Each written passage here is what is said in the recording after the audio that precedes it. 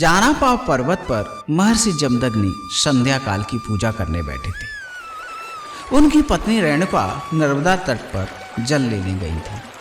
संयोगवश उसी समय गंधर्वराज चित्ररथ अप्सराओं सहित वहां आकर जल में क्रीड़ा करने लगा। यह देखकर माता रेणुका का भाव दूषित हो गया। जब वह जल लेकर लौटी तो महर्षि ने अपनी योग शक्ति से सारा वृतांत जान लिया। महर्षि ने क्रुद्ध होकर अपने पुत्रों को माता रेणुका का वध करने का आदेश दिया, किंतु वहां उपस्थित चारों पुत्र मात्र स्नेहवश चुपचाप खड़े रहे। उसी समय परशुराम वन से लौटे। क्रुद्ध पिता ने उन्हें भी अपनी माता और चारों भाइयों का वध करने का आदेश दिया। अपने पिता की आज्ञा पाकर परशुराम ने तुरंत परशु उठाया और माता सहित अपने चारों भाइयों का मस्तक काटकर पृथक कर दिया।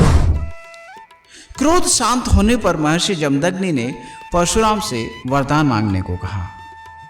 अपने कृत्य से दुखी परशुराम ने पिता से अपनी माता और चारों भाइयों को पुनः जीवित करने का वरदान मांगा। साथ ही पिता से निवेदन किया कि इस घटना की स्मृति माता और भाइयों को ना रहे।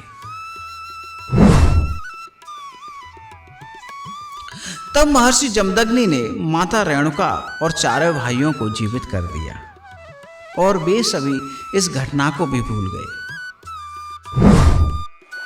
एक बार सहस्त्रबाहु अपनी सेना सहित जंगल में आखेट के लिए गया।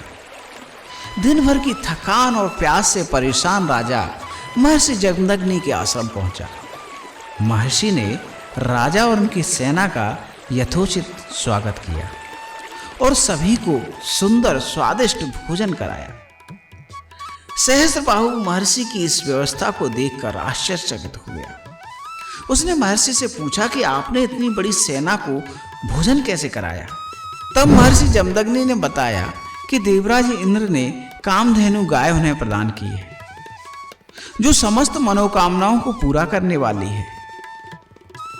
यह सुनकर सहस्त्रबाहु ने मुनि से वह गाय उसे सौंप देने को कहा।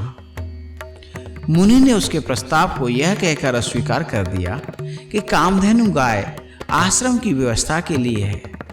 यह सुनकर सहस्त्रबाहु क्रोध से आग बबूला हो गया। उसने अपने सैनिकों को आदेश दिया कि मुनि से गाय को छीन लें और आश्रम को नष्ट कर दें। सहस्त्रबाहु की सेना ने महर्षि जमदग्नि के आश्रम को नष्ट कर दिया और कामधेनु गाय को अपने साथ माहिष्मती नगरी की ओर हाँक ले गए।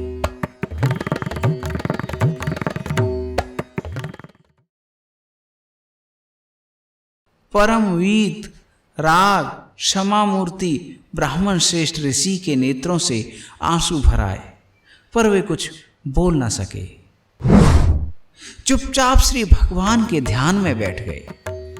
जब परशुराम वन से लौट कर आए तो आश्रम की ऐसी दशा देखकर व्यथित हो गए। मां ने जब गौहरण का वृतांत सुनाया तो क्रोध से कांप उठे। उन्होंने अपनी माता से कहा कि माता, मैं उस कृतज्ञ और दुष्ट नरेश को यथोचित दंड दूंगा। कामधेनु को लेकर लौटने पर ही पूज्य पिता के श्री चरणों में प्रणाम करूंगा। क्रोध के आवेश में परशुराम ने दुराचारी सहस्त्रबाहु और उसकी पूरी सेना को नाश करने का संकल्प ले लिया। परशुराम वायु वेग से माहिष्मती नगरी पहुंचे।